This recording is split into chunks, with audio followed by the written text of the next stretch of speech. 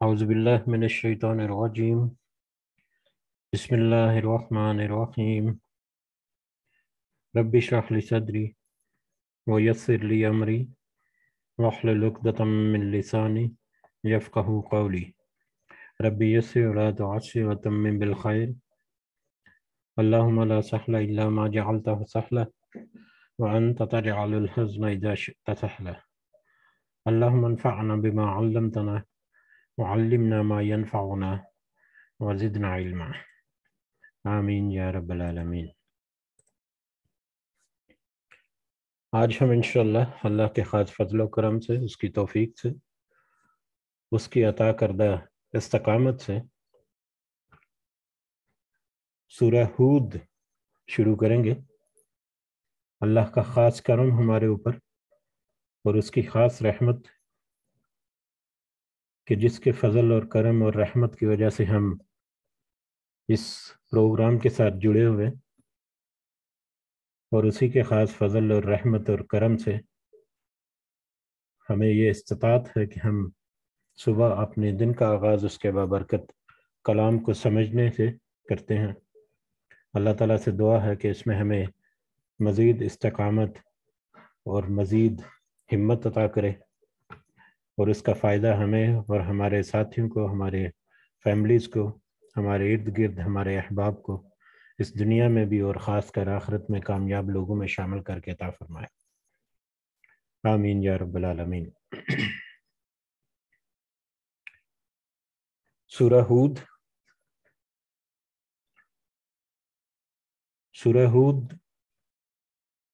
قرآن کی جو سورہ کی ترتیب ہے،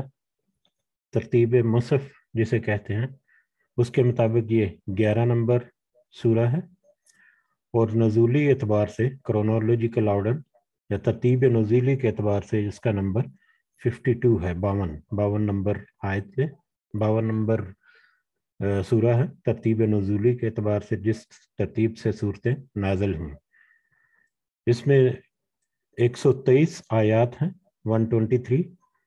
اور اس میں 10 رکوع ہیں، 123 آیات اور 10 رکوع۔ سورہ ہود، اس کا نام جیسا کہ ہم نے پہلے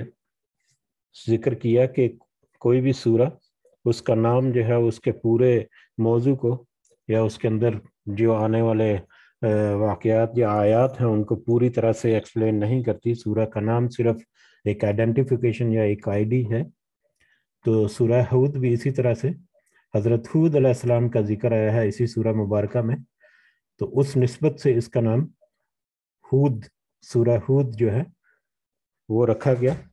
یہ مکی سورہ ہے، اور زمانی اعتبار سے، زمانہ نزول کے اعتبار سے یہ سورہ یونس کے ساتھ ملی ہوئی، یا سورہ یونس سے ہم زمانہ یہ آیت ہے۔ اور سورہ یونس جیسا کہ ہم نے دیکھا تھا کہ ہجرت مدینہ سے کچھ عرصہ پہلے کی ہے، اس سے پہلے ہم نے کچھ صورتیں پڑھی تھی جو بالکل ہجرت مدینہ کے پاس کی تھیں، یعنی 10، 11، 12 سن جب نبی کریم صلی اللہ علیہ وسلم کے اوپر نبوت کا ظہور ہوا۔ لیکن یہ اس سے پہلے کہہ لیں کہ غالباً نبی کریم صلی اللہ علیہ وسلم کی عمر اس وقت 47، 48، 49 ایئر ہے جب یہ سورہ جو ہے سورہ یونس اور سورہ ہود نازل ہوئی۔ اور زمانے کے اعتبار سے اگر ہم دیکھیں اس کا پس منظر ہے، اس کا بیک گراؤنڈ، تو جس وقت یہ سورہ نازل ہوئی اس وقت اسلام کی تعلیمات جو ہیں وہ عام ہو چکی، اور مشرکین مدینہ جو ہیں ان کا کردار اور ان کا رویہ جو ہے وہ کھل کر واضح ہو گیا کہ وہ کس طرح سے نبی کریم صلی اللہ علیہ وسلم کی دعوت حق کا انکار کرتے، اور نہ صرف انکار کرتے بلکہ اس کے خلاف اقدامات مختلف طرح سے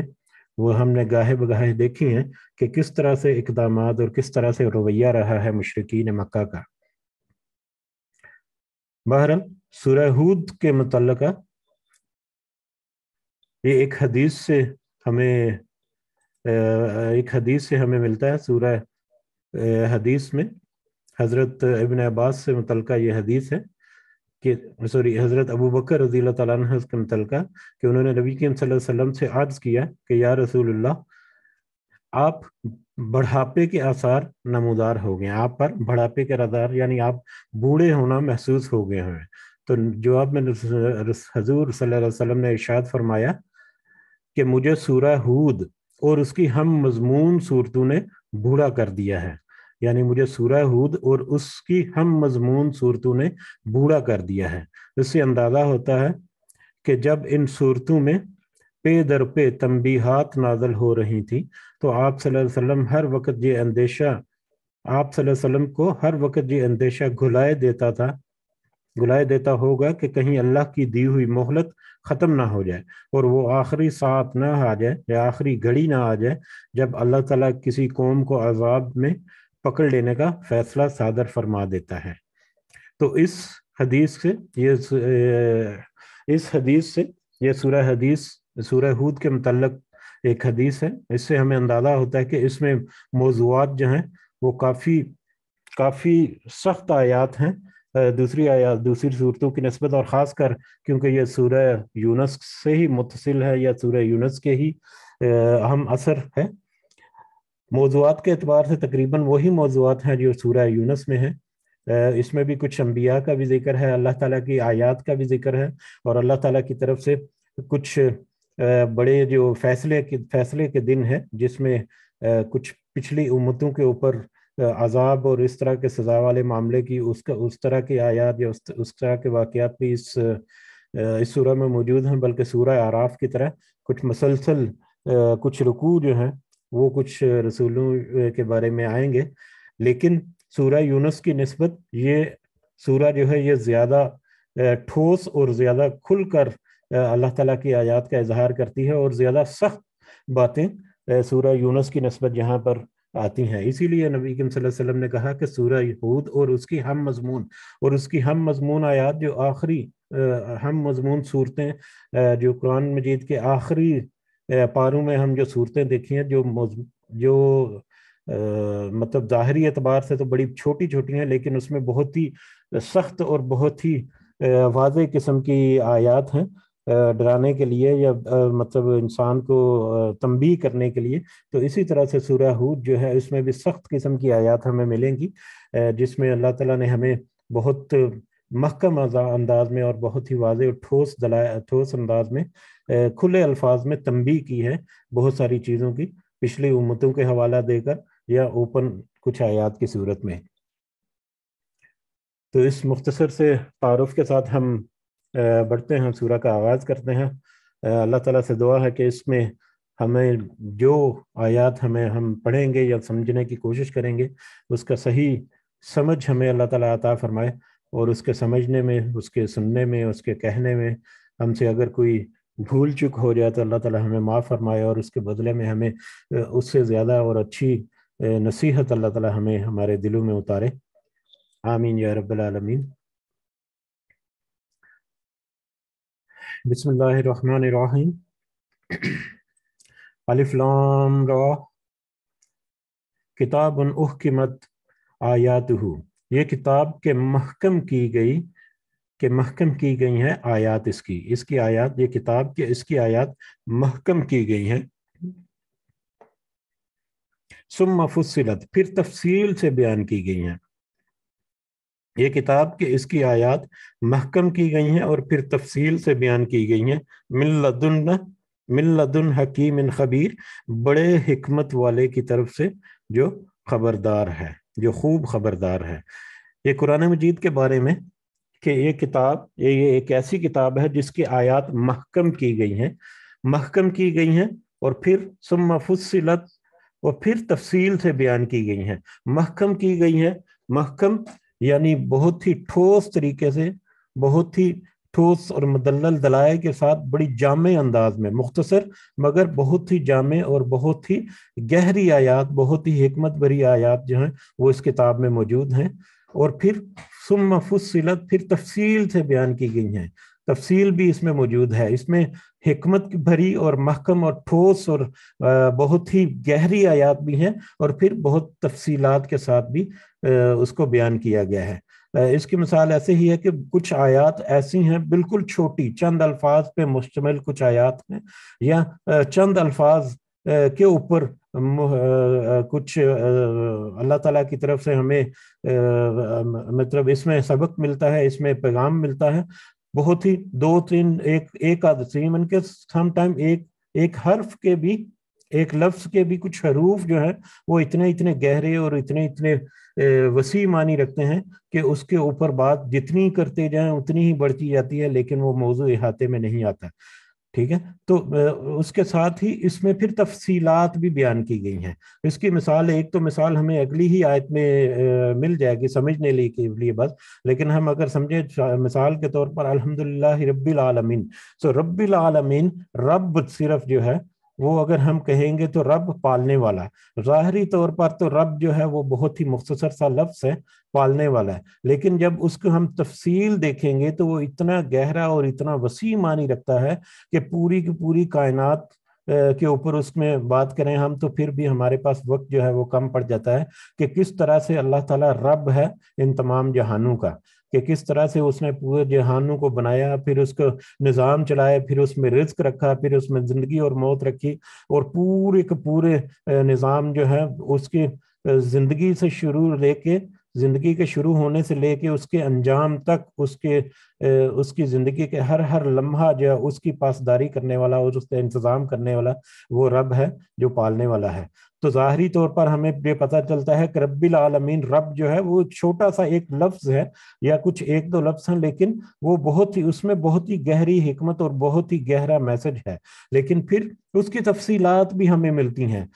حقوق العباد، حقوق اللہ کے بارے میں، کائنات کیسے بنی، اس میں دن رات کیسے آئے، اس میں بارشوں کا نظام کیسے بنا کائنات کے، پھر انسان کیسے پیدا ہوا، انسان کے اندر کیا گمراہیاں ہیں، اس میں اندر کیا خطائیاں ہیں، کیا اس کو کرنا چاہیے، کیا نہیں کرنا چاہیے. تو پھر یہ بہت ساری چیزیں جو ہے بہت ساری تفصیل کے ساتھ بھی آئیں. تو یہ قرآن جو ایک ایسی کتاب ہے جس کا ہم نے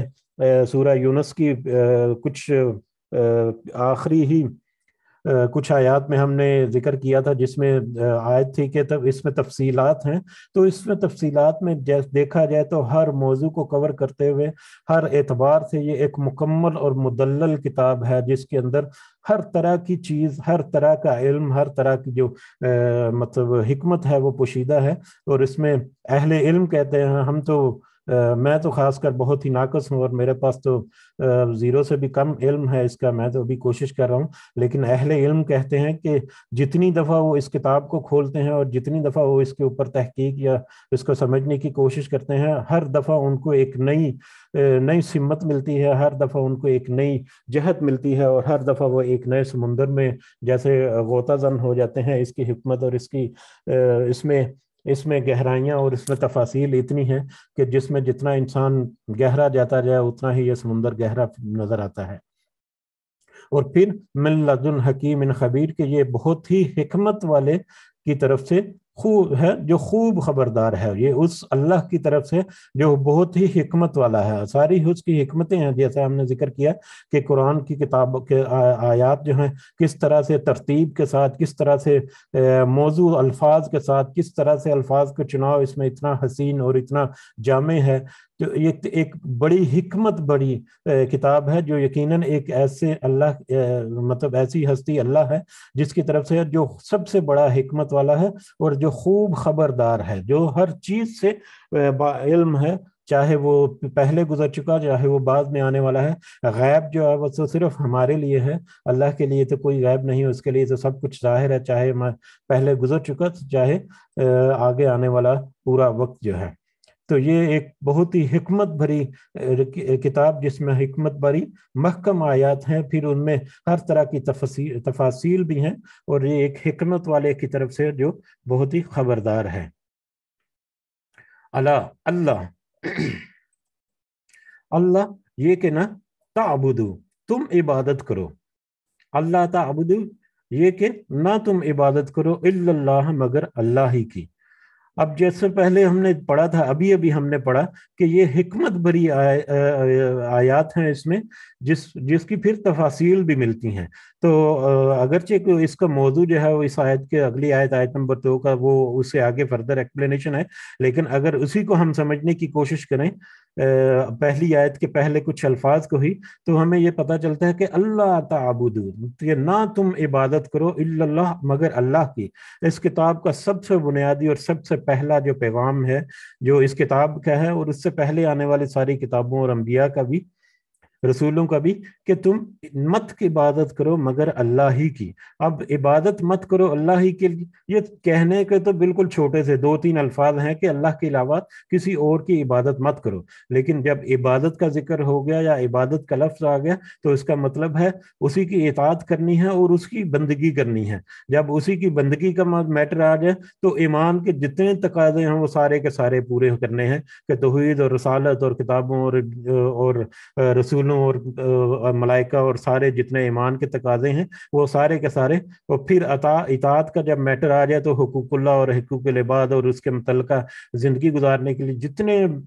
ذیلی موضوعات ہیں وہ سارے کے سارے اس میں۔ تو تعبدو کہنے کو تو صرف چھوٹا سا ہے، لیکن ہر معاملے میں، چاہے آپ کا روحانی میٹر ہے، چاہے وہ آپ کو معاشی، معاشرتی یا کسی بھی پہلو سے آپ زندگی گزار رہے ہیں، تو اگر آپ اس کیٹیگری میں آنا چاہتے ہیں تو ہر لمحہ آپ کا کسی نہ کسی عبادت میں گزرنا چاہیے، کسی نہ کسی عبادت میں آپ کا گزرے گا، کہ کسی نہ کسی طور پر اللہ کی آپ اطاعت اور اس کی بندگی میں مشغول پائیں گے اپنے آپ کو۔ تو یہ وہی پہلی آیت کے ہی ایک مثال ہمیں اسی میں مل گئی، کہ بڑی محکم آیت، کہ تعبدو الا اللہ، کہ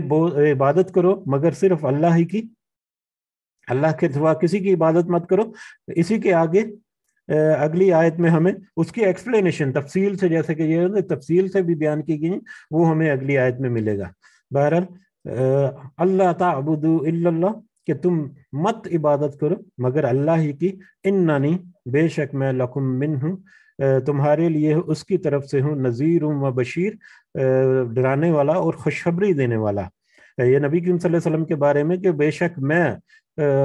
اس کی طرف سے یا اللہ کی طرف سے ہوں تمہارے لیے ڈرانے والا اور خوشخبری سنانے والا۔ تقریباً نہیں، سارے کے سارے انبیاء اور رسول جو ہیں وہ نہ صرف اللہ کی طرف سے جو پیغام لے کے آئے اس میں خوشخبری بھی ہے بلکہ ڈراوا بھی ہے۔ یہ ہمارے لیے بہت عام فہم سی بات ہے کہ مطلب آنے والے جو سختیاں ہیں انسان کے اعمال کے اعتبار سے، اگر اس کے اعمال میں کمیاں، کوتاہیاں اور گناہ ہیں تو پھر اس کے ساتھ اس کے پاس ایسی معلومات ہیں جس سے اس کو ڈرایا جائے گا، اور اگر وہ اللہ کے احکامات کی پاسداری کرتے ہوئے اللہ کی عبادت اور توحید اور دوسرے روحانی اور معاشی مسائل، معاشرتی جو معاملات ہیں اس میں وہ اللہ کے احکامات کی پاسداری کرے گا، تو پھر اس کے لیے خوشخبریاں بھی ہیں۔ تو میں تو اللہ کی طرف سے ہوں، ڈرانے والا بھی اور خوشخبری سنانے والا بھی، خوشخبری دینے والا بھی۔ وَأَنِ اسْتَغْفِرُوا، اور یہ کہ تم مغفرت طلب کرو، ربکم، اپنے رب سے، ثم توبوا، پھر تم رجوع کرو، الیہ، اسی کی طرف۔ یہ کہ تم مغفرت طلب کرو اللہ کی طرف سے، اپنے رب سے، اور تم رجوع کرو اسی کی طرف۔ اب زندگی جب گزار رہے ہو تو پھر اللہ کی عبادت جو ہے وہ کرنی ہے، اور اللہ کی عبادت کا ایک پہلو یہ بھی ہے کہ تم مغفرت کا طلب کرتے رہو، استغفار کرتے رہو، اللہ سے معافی ہر وقت طلب کرتے رہو، ثم توبوا، اور تم رجوع کرو الیہ، اسی کی طرف۔ مغفرت طلب کرو یعنی صرف الفاظ سے ہی مغفرت طلب نہیں کرنا، استغفر اللہ کی گردان جو ہے وہ سارا دن میں کئی ہزار مرتبہ پڑھ لینے سے اس کی بخشش نہیں ہو جائے گی، بلکہ اس کی بخشش تو یقینی ہوگی جب ثم توبوا، تم رجوع کرو گے، تم توبہ کرو گے اسی کی طرف، تم ہر وقت اسی کی طرف اپنی توبہ کو پیش کرتے رہو گے۔ اور توبہ کو پیش کرنے کا مطلب ہم نے حدیث میں پڑھا ہوا ہے کہ توبہ کی اگر اللہ کے متعلقہ کوئی معاملہ ہے تو اس کی 3 شرطیں ہیں، اور اگر کوئی حقوق العباد کے بارے میں ہے تو اس کی چوتھی ایک ایڈیشنل شرط ہے توبہ کی قبولیت کی۔ تو جب تک توبہ کی شرطیں پوری نہیں ہوگی توبہ ہی قبول نہیں ہوگی۔ تو مغفرت کے ساتھ ساتھ اللہ کی طرف اپنی توبہ کو بھی پیش کرتے رہو. یمتعکم، جب تم ایسا کرو گے، جب تم مغفرت طلب کرو گے اور اللہ سے توبہ بھی کرتے رہو گے، تو پھر یمتعکم وہ فائدہ دے گا تمہیں. اللہ تعالیٰ اس صورت میں نتیجہ کیا ہوگا کہ اللہ تمہیں عطا کرے گا. یمتعکم وہ فائدہ دے گا تمہیں عطا کرے گا، انعام میں دے گا. متاعن حسنن اچھا فائدہ، وہ تمہیں اچھا فائدہ دے گا، اچھا فائدہ دے گا. الی اجل مسمن، ایک وقت مقررہ تک. متاعن حسنن ایک اچھا فائدہ، اس کے بدلے میں ایک متاع الغرور بھی ہے. متاع الغرور ایک غرور والا فائدہ، ایک ایسا فائدہ جس میں غرور یا تکبر بھرا پڑا ہے، وہ بھی ہے اللہ کے آیات میں. تو یہ یہاں پر اچھا فائدہ دنیا میں، ایک اچھا فائدہ ان کے لیے جس کا پچھلے ذکر ہوا کہ جو استغفار کرتے رہتے ہیں اور توبہ کرتے رہتے ہیں. الی اجل مسمى ایک مقررہ وقت تک، یعنی اس دنیا میں ایک جتنی بھی تمہاری وقت ہے، جتنی بھی تمہیں مہلت دی ہے اللہ تعالیٰ نے، اس مہلت میں تمہیں ایک اچھا فائدہ مند جو چیزیں ہیں، دنیا کا مال و متاع جو ہے وہ اللہ تعالیٰ دے گا. وَيُؤْتِي اور وہ دے گا كُلَّ ذِي فضل، ہر فضل زیادہ عمل کرنے والے کو، زیادہ عمل والے کو، فضل ہی اس کا فضل، یعنی اپنے فضل سے وہ فضل دے گا، یعنی اپنے ہی فضل سے زیادہ عمل کرنے والوں کو وہ اپنے فضل سے زیادہ ثواب دے گا. جو استغفار کرتا رہے گا اور توبہ کرتا رہے گا، اور یہ ایک صرف قولی باتیں ہیں، پریکٹیکلی جو صحیح معنوں میں اللہ تعالیٰ سے بخشش طلب کرتا رہتا ہے اور پھر توبہ بھی اپنی پیش کرتا رہتا ہے، تو یقیناً اس کے پریکٹیکل لائف میں اس کا بہت گہرا اثر ہوتا ہے اور پریکٹیکل لائف میں وہ گناہوں سے بچتا ہے. تو اس صورت میں پھر اللہ تعالیٰ اس کے ہر فضل کو، ہر عمل کو زیادہ ثواب کی شکل میں اس کے اوپر اپنا فضل و کرم کرے گا. لیکن اس کے برعکس وَإِن تَوَلَّوْا پھر اگر تم پھر گئے، فَإِنِّي أَخَافُ تو بے شک میں ڈرتا ہوں، عَلَيْكُمْ تم پر، عذاب یوم کبیر ایک بڑے دن کے عذاب سے. لیکن اگر تم پھر گئے، یعنی متاعن حسنن کی بجائے متاع الغرور آ گیا، یعنی دنیا میں جو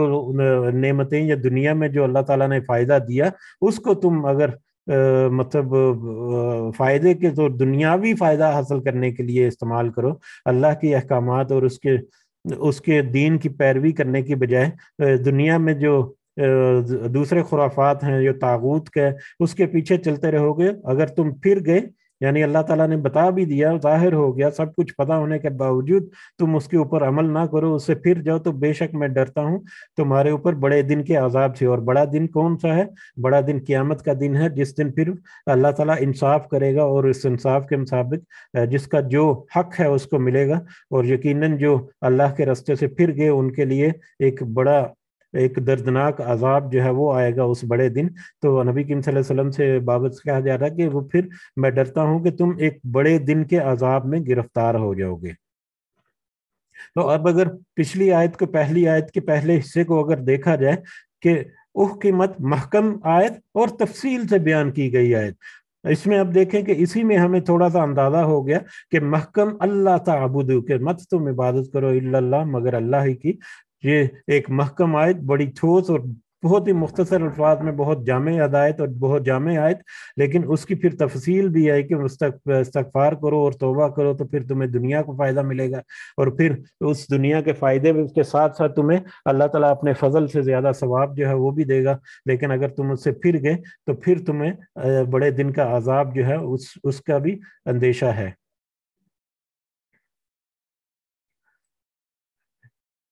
آیت نمبر 4،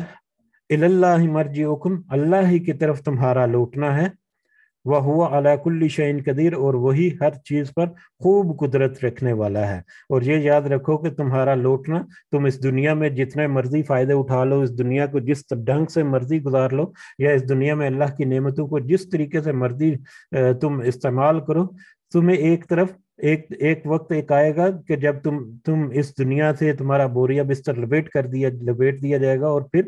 تم قیامت کے دن، اسی بڑے دن अल्लाह की तरफ लौटाए जाओगे, और वो अल्लाह जो हर चीज़ पर खूब कुदरत रखने वाला है। इस दुनिया में तुम्हें जितना देर, जैसा देर, जितनी इस्तिताअत तुम्हारे पास है, तुम उसके मुताबिक उसको इख्तियार अपना इस्तेमाल करते हुए उसको इस्तेमाल करो। अल्लाह ताला तो फिर हर चीज़ पर कुदरत रखता है कि वो किस तरह से तुम्हारे साथ मामलात करेगा, इस दुनिया में भी और आखिरत में भी। अला, आगाह रहो, सुन रखो। इन्नहुम यसनून, बेशक वो सब दोहरा करते हैं, बेशक वो सब दोहरा करते हैं, सुदूरहुम, अपने सीनों को। सुन रखो, आगाह रहो, बेशक वो दोहरा करते हैं अपने सीनों को, लियस्तख्फू, ताकि वो सब छुपे रहें, मिन्हु, उससे, उस अल्लाह ताला से। अला, आगाह रहो, ही न यस्तगून, जब वो सब ओढ़ लेते हैं, सियाबहुम, अपने कपड़े को या अपनी चादरों को, या आलमू, वो जानता है, मा युसिर्रूना, जो वो छुपाते हैं, व मा युलिनूना, और वो जो जिसको वो सब जाहिर करते हैं। इन्नहु अलीमुम बिज़ाति सुदूर, बेशक वो खूब जानने वाला है सीनों वाली बातों को या सीनों में छुपी हुई बातों को। आगाह रहो, बेशक वो दोहरा करते हैं अपने सीनों को, ताकि वो छुपे रहें अल्लाह से। आगाह रहो, जब वो ओढ़ लेते हैं अपने कपड़े या अपनी चादर को, तो अल्लाह ताला वो जानता है कि जिसको वो छुपाते हैं और जिसको वो जाहिर करते हैं, बेशक वो खूब जानने वाला और सीनों की बातों को, सीनों के अंदर छुपी हुई बातों को खूब जानने वाला है।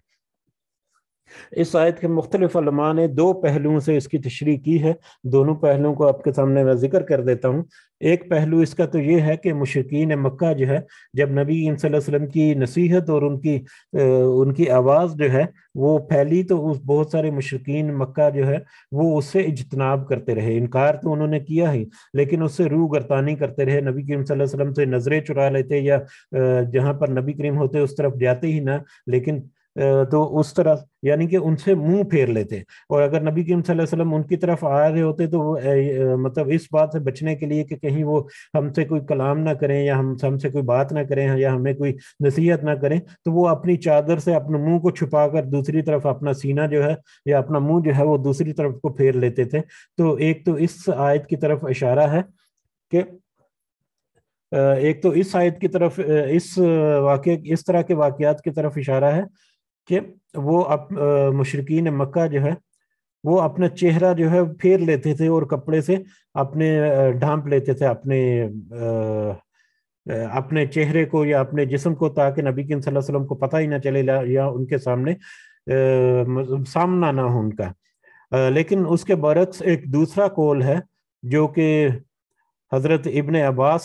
से रवायत है, जो बुखारी में हमें मिलता है। यही सूरह हूद जो है उसकी तफसील के चैप्टर में हज़रत इब्ने अब्बास से कुछ हवाले नकल किए गए हैं। वो ज़्यादा करीब करीब लगता है इस आयत की तशरीह से। उसमें यह है कि कुछ सहाबा जो हैं उनके ऊपर ईमान, हया का गलबा, शर्म व हया का गलबा बहुत ज़्यादा था, बहुत ज़्यादा शर्म व हया करने वाले थे। और ये हमें पता है कि अल्लाह ताला शर्म और हया को बहुत पसंद करता है। तो कुछ सहाबा ऐसे थे जो बहुत ही ज़्यादा शर्म व हया करने वाले थे। उसमें हज़रत उस्मान रज़ियल्लाहु ताला अन्हु जो है वो बहुत ही काबिल ज़िक्र और बहुत ही नुमायाँ हैं कि बहुत ही ज्यादा हया करने वाले थे। तो ऐसे सहाबा जो हैं, जब वो बवक्त ज़रूरत वो जब कज़ाए हाजत के लिए जाते, या गुस्ल वगैरह के लिए, या अपनी औरतों से मुबाशरत के लिए जब जाते, तो उनकी हत्तल इम्कान कोशिश यही होती थी कि वो अपने सतर को ढांपे रखें, अपने कपड़े से या अपनी चादर से अपने सतर को ना खोलें। उनकी हत्तल इम्कान यही कोशिश होती थी। और अगर बवक्त ज़रूरत उनको अपना सतर जो है उसको खोलना भी पड़ता, तो इस तरह से वो अपनी टांगों और सीने को ऐसे दोहरा कर लेते थे कि वो नजर ना आए, या उसके ऊपर नजर ना पड़े, या वो खुले ना, वो जाहिर ना हो, इस तरह वो छुपाने की कोशिश करते थे। तो इस तरह से वो इतने ज्यादा एक्स्ट्रा ऑर्डिनरी केयरफुल थे, जिसका जिक्र यहाँ पर अल्लाह ताला ने किया इस आयत की शक्ल में, कि वो सब दोहरा करते हैं अपने सीनों को, ताकि वो छुपे रहें, वो सब छुपे रहें, यानी अपने अल्लाह से। यानी वो इस तरह से दोहरा करके अपने सतर जो है उसको छुपाने की कोशिश करते हैं कि वो जैसे कि वो अल्लाह से उसको छुपा लेंगे। लेकिन अला ही ना यस्तगशून सियाबहुम यअलम मा युसिर्रून, कि आगाह रहो, ये जान रखो कि जब जिसको वो अपने ऊपर उड़ा लेते हैं, ये जिसको वो अपनी चादरों से या अपने सीने को दोहरा करके जिसको वो छुपाने की कोशिश कर रहे हैं, अल्लाह ताला तो उसको जानता है बहुत अच्छी तरह से, और वो सब कुछ उसके लिए तो जाहिर है, और वो तो सीनों में छुपी हुई बातें जो हैं उनको भी जानता है। अब जाहिरी तौर पर तो उन्होंने बहुत कोशिश की, लेकिन अल्लाह से तो वो छुपा नहीं सकते, चाहे वो कपड़े के अंदर है, चाहे वो सीना दोहरा करके जिस तरह भी अपने छतर सतर को छुपाएंगे, अल्लाह ताला से तो वो इन चीज़ों को नहीं छुपा सकते। इसलिए ये है कि इसीलिए अहकामात हैं कि उनको मारूफ तरीके से उनको छुपाया जाए। और मारूफ तरीका हम सबको पता है कि जब भी मतलब सरेआम तो बिल्कुल भी हर किसी भी सूरत मुमकिन नहीं, लेकिन जब खलवत में हो या अपनी औरतों के पास या जिस तरह, तो उसमें भी मारूफ तरीके से फिर अपने जो ज़रूरी मामलात हैं उनको अंजाम दिया जाए, क्योंकि वो अल्लाह से छुपाने की कोशिश कर रहे हैं, तो अल्लाह से तो वो किसी चीज़ को नहीं छुपा सकते। तो बुखारी की इस हदीस या बुखारी की इस हज़रत इब्ने अब्बास के इस कौल के मुताबिक इस आयत की तफसीर जो है वो कुछ इसी तरह से है कि बहुत ही हया को अपने कायम रखते हुए अल्लाह से भी छुपाने की कोशिश जो करते थे, तो उनके लिए है कि मारूफ तरीके से, अच्छे तरीके से अपने कार जो है वो अंजाम दें, अच्छे तरीके से अपनी हाजात को पूरा करें, क्योंकि अल्लाह ताला जो है वो तो सब कुछ देखने वाला है, उसके सामने तो कुछ भी चीज़ छुपी हुई नहीं, और वो खूब जानने वाला है सीनों में छुपी हुई बातों को। और सीनों में छुपी हुई बातों को मतलब कि ज़ाहरी तौर पर ज़ाहरी अमल जो है उसकी कोई हैसियत नहीं रहती, जब सीनों के अंदर जो छुपे हुए नीयतें और इरादे हैं वो पाक साफ और ठोस और मुदल्लल हों, और बहुत ही मतलब ऐसे हों कि जिसका वजन जो है वो बढ़ जाए उसके उनके अमाल का। तो सीनों में उनकी छुपी हुई नीयतें जो हैं अल्लाह ताला उनको खूब अच्छी तरह से जानता है। अल्हम्दुलिल्लाह यहाँ पर हमारा ये पारा भी ख़त्म हो गया, पारा नंबर 11।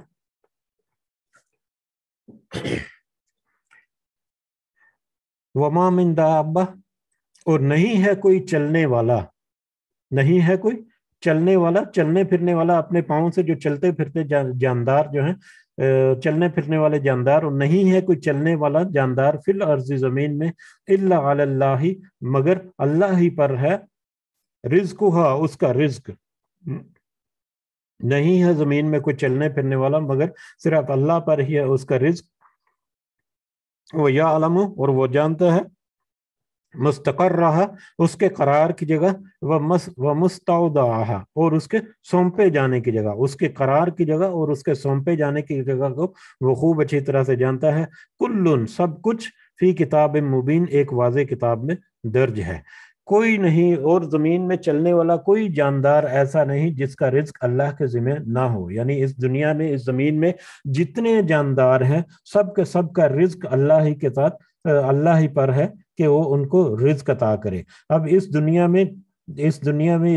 पर जो चलने फिरने वाले जानदार, अगर इसकी तफसील में हम जाएं तो ये बहुत ही लंबी तफसील हो जाएगी, लेकिन इसको मुख्तसर अल्फाज में कि हर तरह के जानदार, चाहे वो छोटे से छोटे बैक्टीरिया और छोटे से छोटे खशरातुल अर्ज हैं, या बड़े से बड़े जानदार और बड़े से बड़े जानवर, और मतलब समुंदर की मखलूक़ात जो हैं, वो वेल मछलियां जो हैं, वो कई कई टन की वजनी होती हैं, और उनका और फिर उनके दरमियान बहुत बड़ी और बहुत छोटी मखलूक़ात के दरमियान इंसान जो है वो भी इस दुनिया में मौजूद है। तो हर एक जीरू जो है, हर एक जानदार जो इस दुनिया में है, इस ज़मीन पर है, उसका रिज्क जो है उसको पहुंचाना उस तक, ये तो अल्लाह ताला की जिम्मेदारी है। अब अल्लाह ताला की जिम्मेदारी, अगर मतलब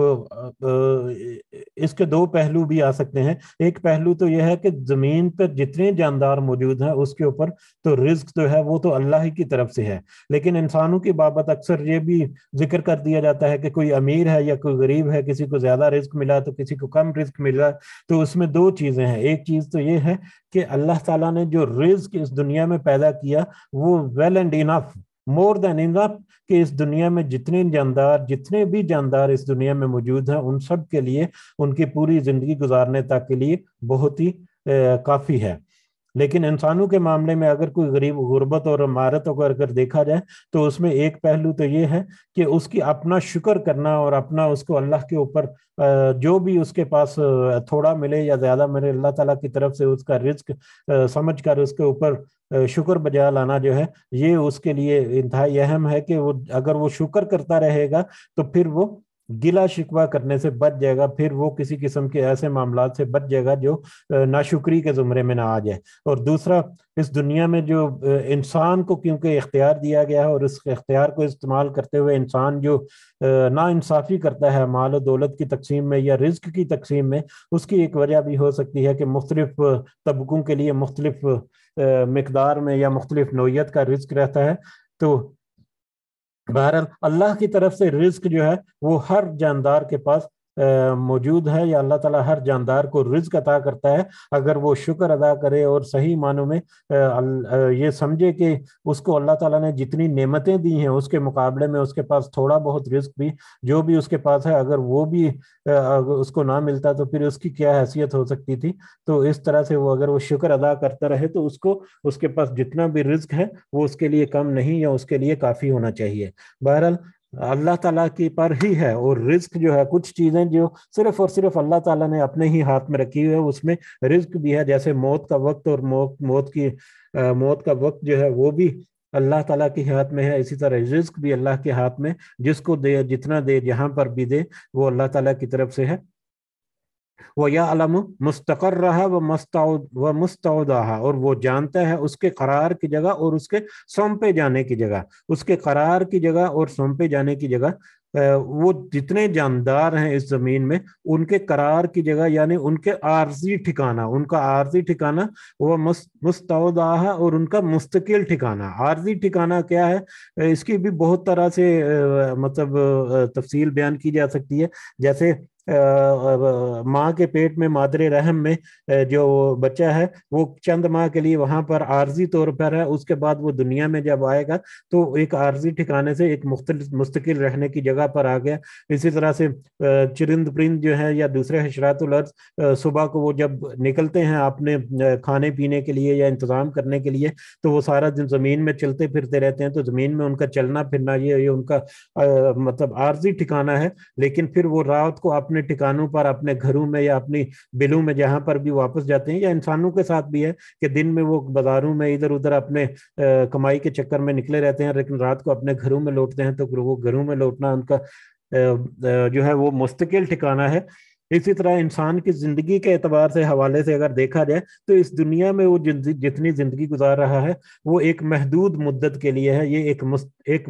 ایک عارضی ٹھکانہ ہے اس دنیا میں اس کے لیے، پھر وہ اس کے سونپے جانے کی جگہ یعنی مستقل ٹھکانہ جو ہے وہ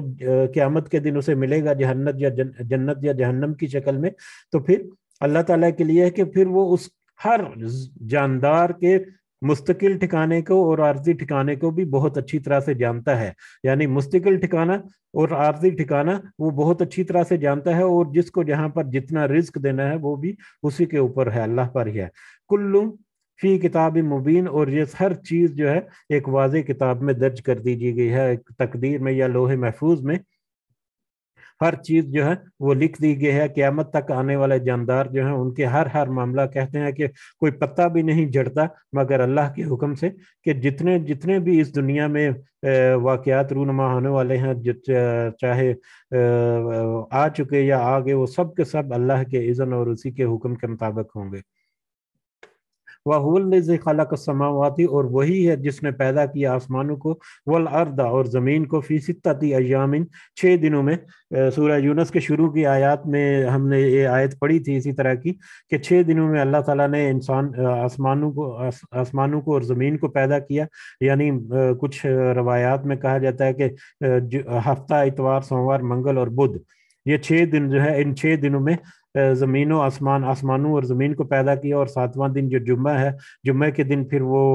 حضرت آدم علیہ السلام کو پیدا کیا گیا، واللہ عالم بالصواب۔ یعنی یہ بھی آیات متشابہات ہیں۔ آیات متشابہات ہمیں پتہ ہے کہ کچھ آیات جن کی کلی حقیقت، جن کی بہت ہی ٹھوس اور واضح حقیقت جو ہے وہ ہمارے سامنے اس وقت تک، ہمارے اس وقت کے علم کے مطابق ہمارے سامنے نہیں ہے۔ اللہ تعالیٰ نے جیسا ذکر کیا یا جیسے آیات اتاری اس کے اوپر منو عن اسی طرح سے ایمان رکھنا اور یقین رکھنا یہ ہمارے لیے انتہائی ضروری ہے۔ انہی میں سے ایک یہ آیت ہے کہ آسمانوں اور زمین کو 6 دنوں میں پیدا کیا اللہ تعالیٰ نے، اور جو 6 دن کچھ کہتے ہیں 50,000 سال کا ایک دن ہے، اور کچھ کہتے ہیں 10,000 سال کا ایک دن، وہ لمبا پیریڈ یا چھوٹا پیریڈ جتنا بھی ہے ہمارے علم کے مطابق ایک دن آئے گا کہ جب مزید اللہ تعالیٰ ضرور ہمیں واضح کر دے گا کہ وہ یہ ساری آیات جو ہیں ان کی حقیقت کیا تھی۔ بہرحال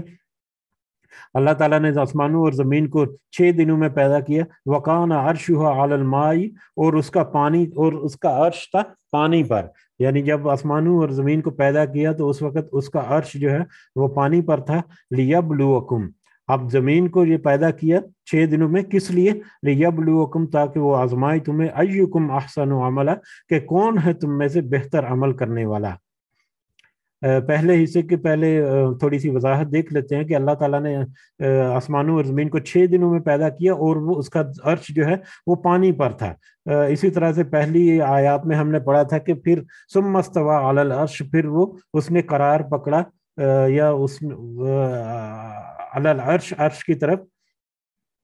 اب اللہ تعالیٰ کا عرش یا اللہ تعالیٰ کا وہ کیا ہے، وہ تو صرف اللہ تعالیٰ ہی کو جانتا ہے اور اللہ تعالیٰ ہی کے علم میں ہے۔ ہمیں اس پر اعتقاد رکھنا ہے جس طرح سے اللہ تعالیٰ نے فرمایا۔ بہرحال یہ ایک صحیح حدیث سے ہمیں پتہ چلتا ہے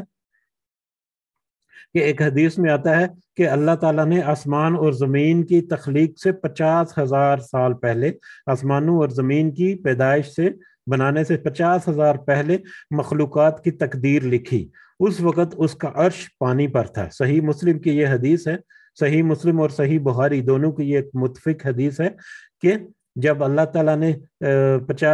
آسمانوں اور زمین کی تخلیق سے بھی 50,000 پہلے مخلوقات کی تقدیر جب لکھی تو اس کا عرش اس وقت پانی پر تھا۔ اور اس کے علاوہ جو سائنٹیفک جو کچھ تھیوریز ہیں یا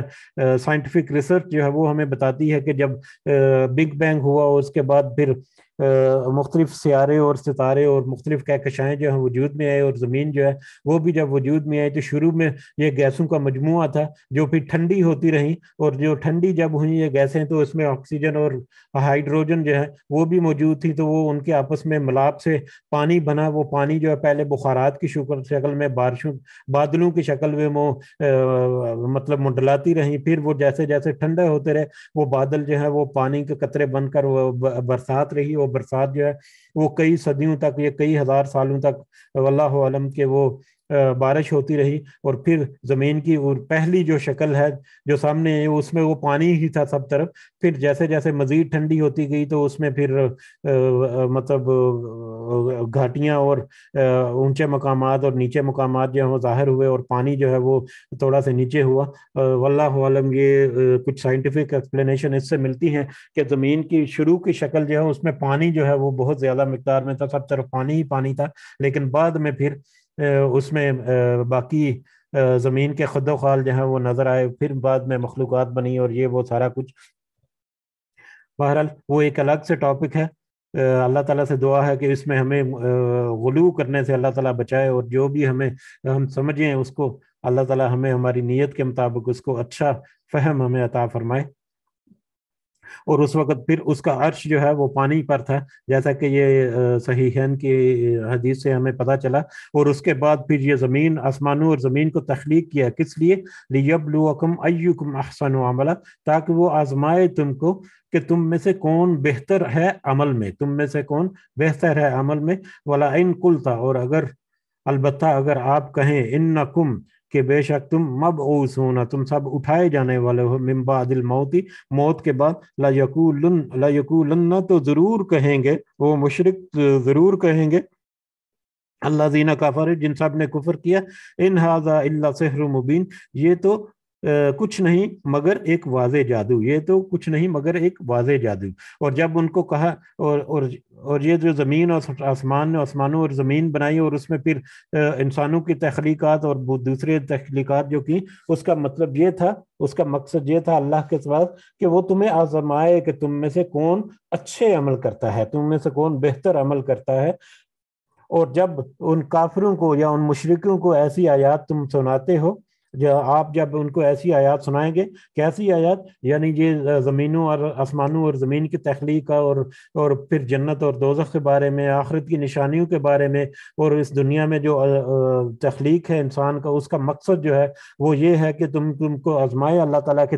تم میں سے کون بہتر عمل کرتا ہے۔ جب یہ ساری چیزیں تم ان کو، آپ صلی اللہ علیہ وسلم سے کہا جائے کہ جب آپ ان کو بتائیں گے، ان کافروں کو، ان مشرکوں کو بتائیں گے، تو پھر وہ اس کے اوپر ہنسی مذاق اڑائیں گے، پھر وہ اس کے اوپر مختلف طرح کی رائے دیں گے، اور پھر یہ ہے کہیں گے کہ یہ تو کوئی واضح جادو ہے، تم یہ تو ایسی باتیں کر رہے ہیں کہ زمین آسمان ایسے بنی اور 4 دنوں میں 6 دنوں میں بن گیا، اور پھر اللہ تعالیٰ عرش پر اپنے اللہ کا عرش جو ہے وہ پانی پر تھا، اور یہ وہ اس طرح کی باتیں جب وہ سنیں گے تو وہ کہیں گے کہ یہ تو ایک جادو کی طرح ہے، ایک صریح جادو ہے، اس کے اوپر وہ اعتبار نہیں کریں گے، یا اس کے اوپر وہ مذاق اڑائیں گے اس کا۔ تو یہ کافروں کا ایک کردار جو ہے، یا ان کا ایک رویہ جو ہے، اس کا یہاں پر ذکر ہے کہ اس کو اب سامنے جیسی مرضی آیات رکھیں، وہ اس کے اوپر غور و فکر کرنے کی بجائے اس کو مختلف طریقے سے اس کو جھٹلانے کی کوشش کریں گے، اور اس کو جادو سے بھی یہاں تک وہ تشبیہ دے دیں گے۔ یہاں پر ایک ہائی لائٹ کیا گیا احسن عملہ، کہ بہترین عمل، تم میں سے کون ہے جو بہتر عمل کرنے والا ہے۔ یہ بھی بہت دفعہ ذکر ہو چکا کہ اچھا عمل جو ہے قیامت کے دن میزان میں اعمال کو تولا جائے گا، گنا نہیں جائے گا۔ اسی طرح سے ہے کہ اعمال کو تولا جائے گا، جس کا وزن زیادہ ہوگا جن اعمال کا، وہ زیادہ مطلب پائیدار ہوں گے، یا زیادہ وہ فائدہ مند ہوں گے، بجائے اس کے کہ کوانٹٹی میں زیادہ ہوں۔ ٹھیک ہے، اسی طرح سے اس کی احسان و عملہ کی یہاں پر ایک تھوڑا سا ملحوظہ لکھا گیا ہے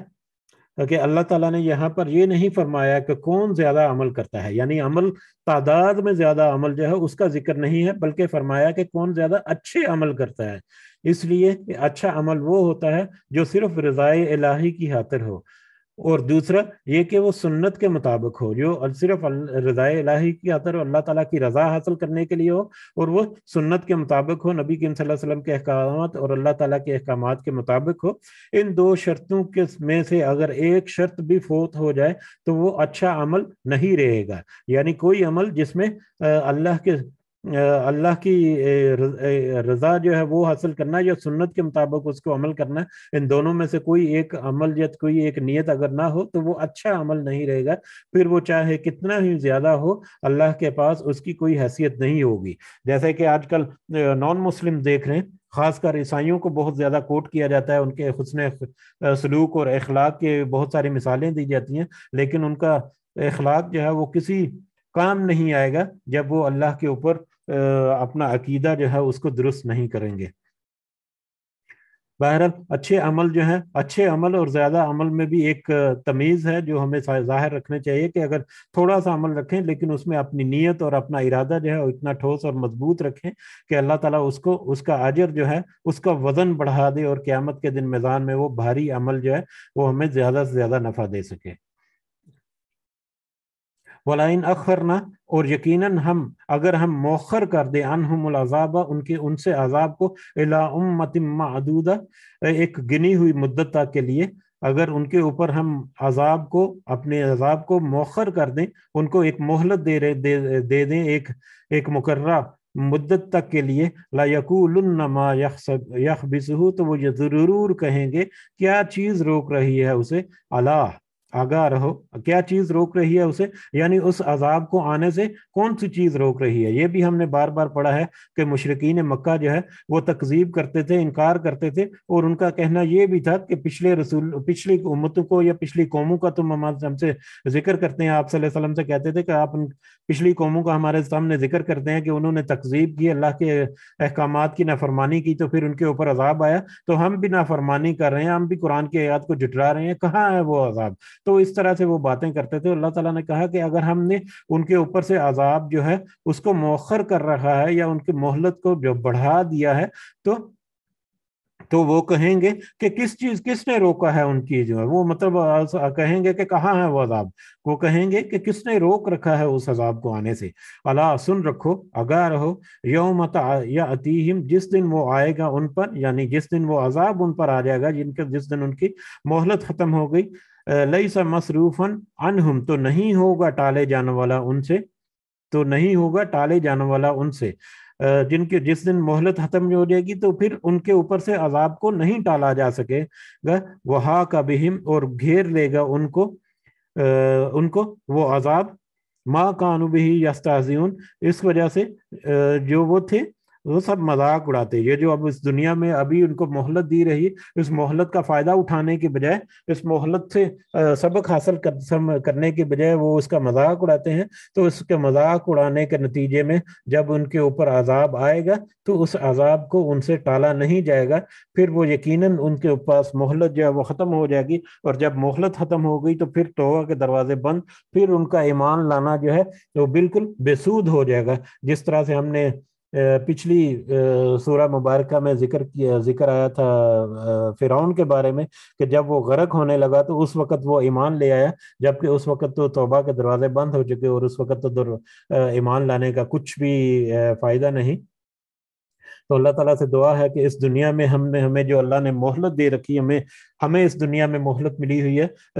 हमारी ज़िंदगी तक, हमारी आखिरी आखिरी सांसों तक की। तो अल्लाह ताला से दुआ है कि हमें ये हिम्मत और तौफीक दे के हमारी इस मोहलत के अंदर अंदर ही हम अपनी इस्लाह कर सकें, और उस मोहलत के ख़त्म होने से पहले अल्लाह ताला से ख़ास दुआ है कि हमारे अमाल इस कदर हो जाएं और इतने अच्छे हो जाएं कि हमें कोई गम ना, कोई फिक्र ना हो कोई कि आखिरत में हमारे साथ क्या मामला होने वाला है। और अल्लाह ताला से ये ख़ास दुआ है कि हमारा खात्मा जो है वह ईमान पर नसीब फरमाए, और हमें आखिरत में कामयाब लोगों में शुमार फरमाए। आमीन या रब्बल आलमीन। वल्लाहु आलम बिस्सवाब, वमा अलैना इल्लल बलागुल मुबीन। जी माजरत, कुछ वक्त तो आज ज़्यादा लग गया, नई सूरत थी शुरू की इसलिए। बहरहाल अल्हम्दुलिल्लाह, अल्लाह की ख़ास तौफीक से हम आगे बढ़ते जा रहे हैं। अल्लाह ताला हमें इसमें इस्तकामत नसीब फरमाए। अगर किसी के पास कोई पॉइंट है जो कोई इजाफा करना चाह रहे हैं तो आप ज़रूर कर सकते हैं। जज़ाकुमुल्लाहु खैरन।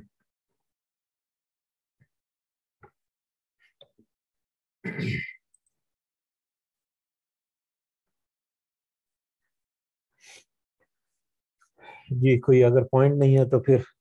बढ़ते हैं इख्तिताम की तरफ, इस दुआ के साथ कि अल्लाह ताला हम सब के लिए आसानियाँ और हमारी मुश्किलात जो है वो दूर फरमाए। हमारी जितनी नेक और जायज़ और हाजात और ख्वाहिशात हैं अल्लाह ताला उनको पूरा फरमाए। और हमारे वालिदैन के साथ अल्लाह ताला ख़ास कर अपना फजल करम रखे, जो इस दुनिया में है उनको सेहत से बड़ी ज़िंदगी अता फरमाए, जो इस दुनिया से गुजर चुके अल्लाह ताला उन्हें अपने ख़ास फजल करम से जन्नतुल फिरदौस में आला मुकाम अता फरमाए। औलादों के लिए बहुत सारे लोग परेशान हैं, कारोबार के लिए बहुत सारे लोग परेशान हैं। अल्लाह ताला से दुआ है कि अल्लाह ताला हमारी औलादों और हमारे कारोबार और हमारी ज़िंदगी के फैमिली के जो मसाइल हैं अल्लाह ताला उनको उनसे हमें महफूज रखे, और जिनके साथ ये मसाइल जुड़े हुए हैं अल्लाह ताला उनके लिए आसानियाँ पैदा फरमाए। अल्लाह ताला हमें अपने वालिदैन का सदका जारिया बनाए, और हमारी औलाद को अल्लाह ताला हमारे लिए सदका जारिया बनाए। रब्बना तकब्बल मिन्ना इन्नका अंतस समीउल अलीम व तुब अलैना इन्नका अंतत तव्वाबुर रहीम। सुब्हान रब्बिका रब्बिल इज्जति अम्मा यसिफून व सलामुन अलल मुरसलीन वल्हम्दुलिल्लाहि रब्बिल आलमीन। सुब्हानकल्लाहुम्मा व बिहम्दिका अशहदु अन ला इलाहा इल्ला अंता अस्तगफिरुका व अतूबु इलैक। जज़ाकुमुल्लाहु खैरन। अस्सलामु अलैकुम व रहमतुल्लाहि व बरकातुहू।